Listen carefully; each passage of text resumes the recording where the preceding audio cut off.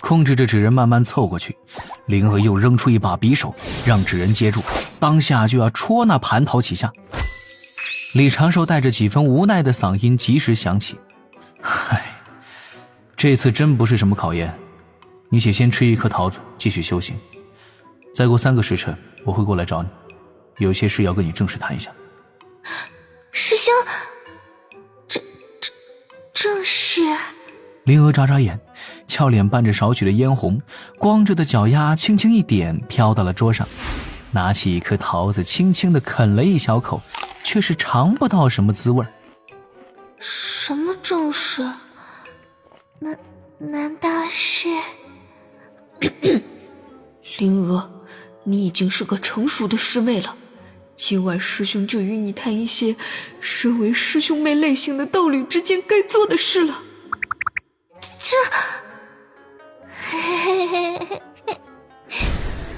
就听砰的一声，抱着桃子的灵娥脸蛋通红，头顶冒出了袅袅白烟，整个人晕晕乎乎的，眼中一片桃心儿乱转。李长寿目光扫过这一幕，不由轻笑了一声，果然没有猜错，蒸汽量确实是大了许多。心底画面一转，李长寿的注意力回归天庭瑶池。蟠桃宴上歌舞呈祥，龙族几位龙女也向前献舞，天庭几位天将与龙子切磋斗法技艺，一片安静祥和。倒是只有那西方教的6名老道如坐针毡，此时虽然面前也摆了蟠桃，但倒也都是在乎面皮，板着脸不去触碰。单从这一点而言，李长寿就觉得这6名老道起码比他们的2教主要可爱一点。老君此时已经不见了踪影，最让李长寿震惊的是，谁都不知道老君是何时离开的。还是赵老哥提醒了李长寿一句，李长寿看向老君的座椅时才发现那里已经没了身影。于无声处听惊雷，细节之处显真章，这才是真正的超然存在吧。然而老君只是圣人老爷的化身，当真不知圣人老爷的神通本领又该是何等的玄妙。老君一走，赵公明顿时就放松了许多，再次松松垮垮地坐了起来，坐姿也有些随意。赵公明嘀咕道：长哥，咱们去找月老问候一番，免得稍后去姻缘殿拜访会让人觉得生分。善。李长寿笑着答应了一声，与赵公明一同端着酒樽，自后面绕了半圈，去了月老入座的角落。月老连忙站起身来，老脸带着温和的笑意，在李长寿的提醒之下，并未对赵公明行礼。赵公明呵呵笑着，也是一团和气，温声道：月老，贫道有礼了。月老拱了拱手：道友小神也有礼了。当下赵公明敬了一杯酒，就与李长寿一同回了座位。临走时，李长寿对月老使了一个眼色，传声叮嘱道：蟠桃宴后，我会陪公明老哥去姻缘殿走一趟，有事相求。月老心肝一颤：何事啊？先天生灵，小神这里可约束不到，连泥人都没有啊。放心，是一些月老你必然明白的问题。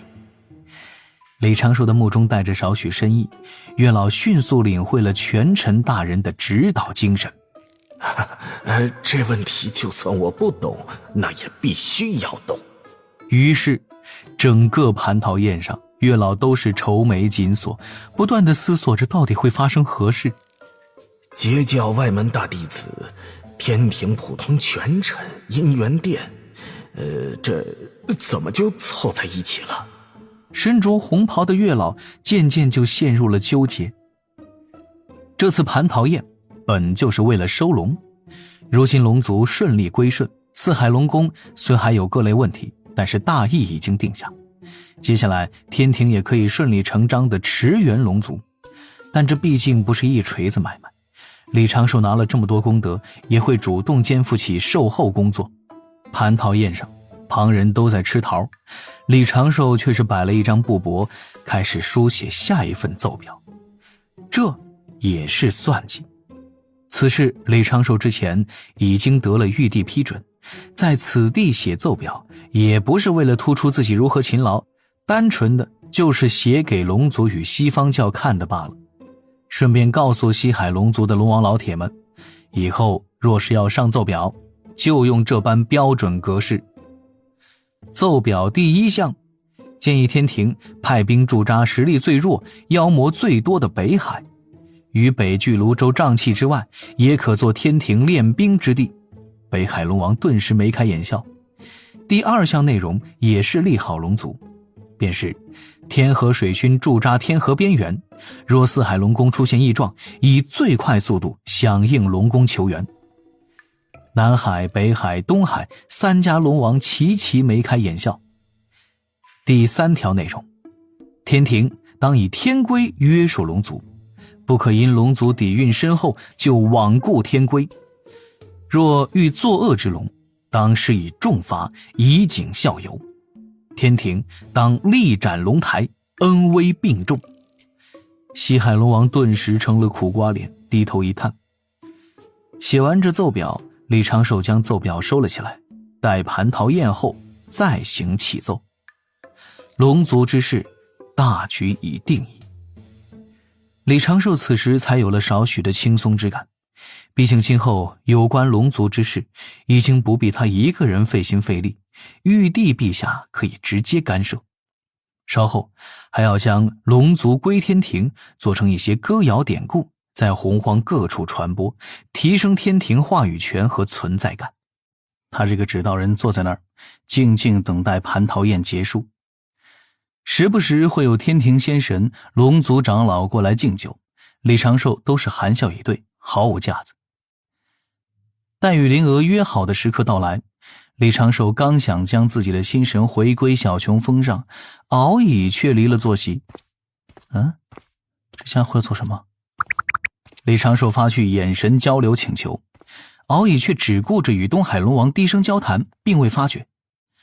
敖乙先在东海龙王身侧低声商议几句，得龙王点头应允，这才快步到了玉帝宝座之前，撩起战裙下摆，单膝跪地。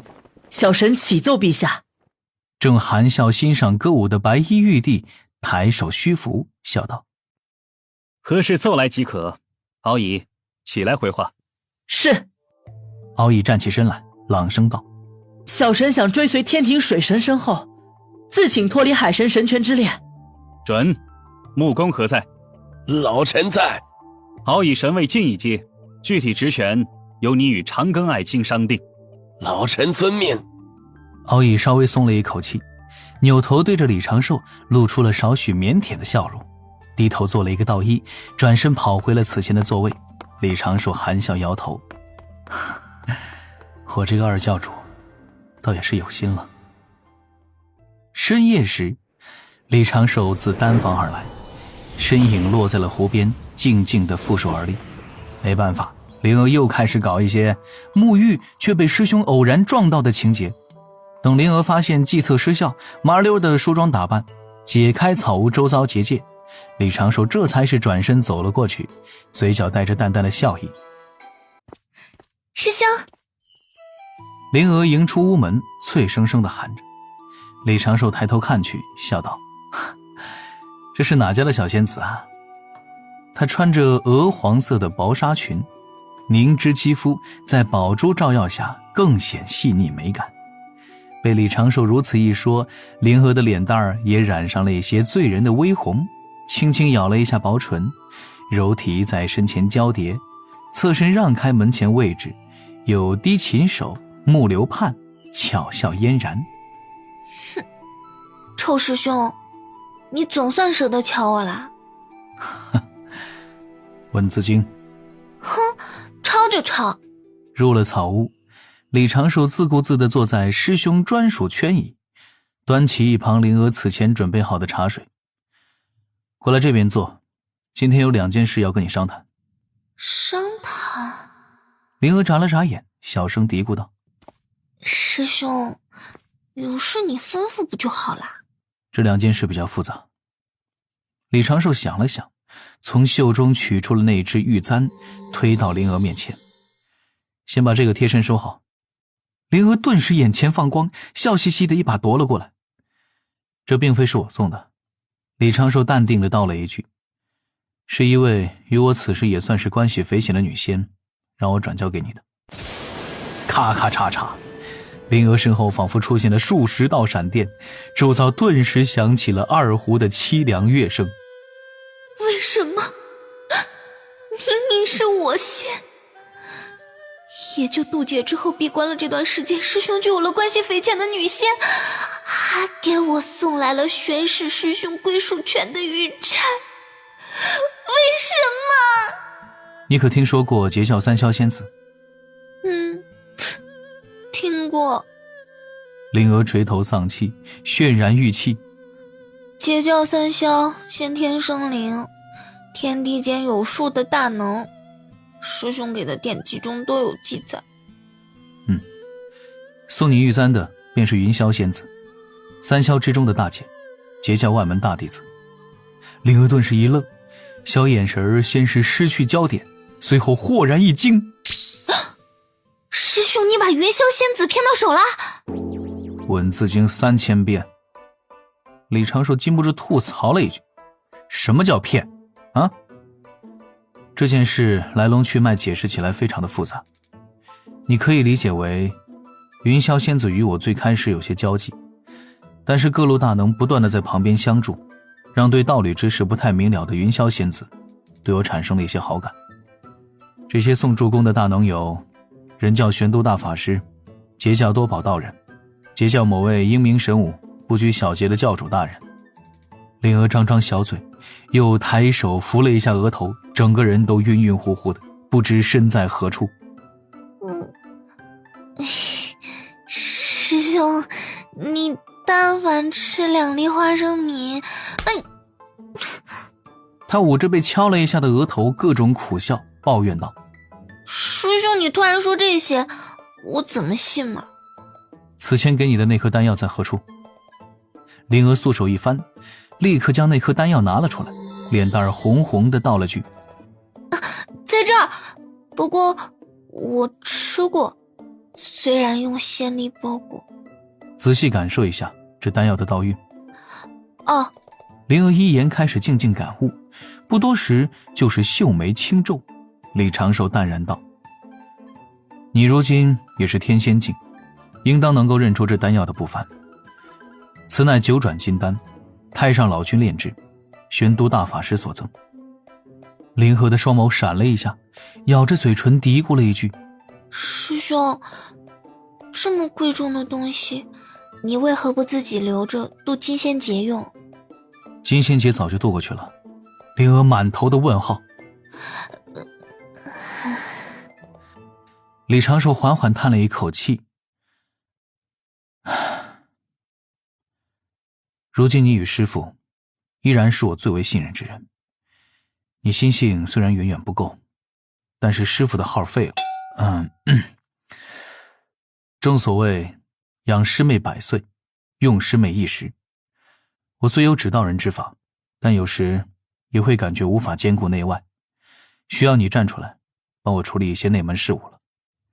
今日我就与你说一些有关我在外之事，虽不能完全告诉你，却也会遵从你的建议。若你觉得自己不想承担这些，我可以抹掉你今夜的记忆，明日还会如往日那般待你。我担。灵娥忙道：师兄，我担，你用我做什么都好。先看这儿。李长寿在怀中取出了一张画轴，将画轴摊开，其内容却是云霄仙子之画像，侧旁还标注着一条条小字。这是云霄仙子的基本情况，以及她的道侣观，你先了解一下，免得多想多虑。而后将这些全部都记住，不要出什么错漏。随后，李长寿又拿出了一摞玉符，小琼峰流浪计划就在这一摞玉符之中。灵娥，从此时来看，山门已经不再安稳了。清晨时，飘向后山的白云上，灵娥望着冬天朝霞，略微有些出神。师兄在昨夜的话语依然还在耳旁回绕，让他久久不能平静。师兄说，洪荒形势诡谲莫测，己方大本营暴露的可能性越来越大了。有些我们无法对抗的大佬完全不在乎面皮，如果我再继续留在这里，很有可能会牵连整个渡仙门。还好在100年前，为兄已经预感到了这般情形，制定了这个计划。我要将小琼峰搬起来，从渡仙门飞去天庭兜帅宫附近。这个计划预计耗费10年，我称之为小琼峰流浪计划。虽然灵儿当时就很想吐槽几句，但是师兄说这些的时候眼中闪着光，整个人散发着认真、沉稳、坚定的气质，竟让他看得入迷了。他啥也没想就点头赞同，还觉得师兄说的很有道理。灵儿念及于此，禁不住轻吟几声，心底叹道：我估计是没救了。按师兄的计划，搬走小琼峰分5步。第一步，也是灵儿此时要做的，就是将小琼峰各处地貌用留影球详细的记录下来，并将各处树林、灵物等等尽量详细的统计完备。第二步，李长寿会选一处跟小琼峰相似的小山，将它改造成小琼峰的形状，并移植地皮、草皮，开辟灵湖，复制建筑，做好完备的伪装。第三步，找掌门请命，在小琼峰外围建起一座大阵，隔绝外部探查。第四步，偷天换日，以假换真。第5步，真小琼峰挪去天庭，假小琼峰留在山门中。李长寿会用指道人在这驻守。其实看完师兄的那一大堆详细规划之后，灵儿也发出了来自灵魂的拷问：可是师兄，为什么我们不能直接换个山头呢？搬家非要把家都搬走吗？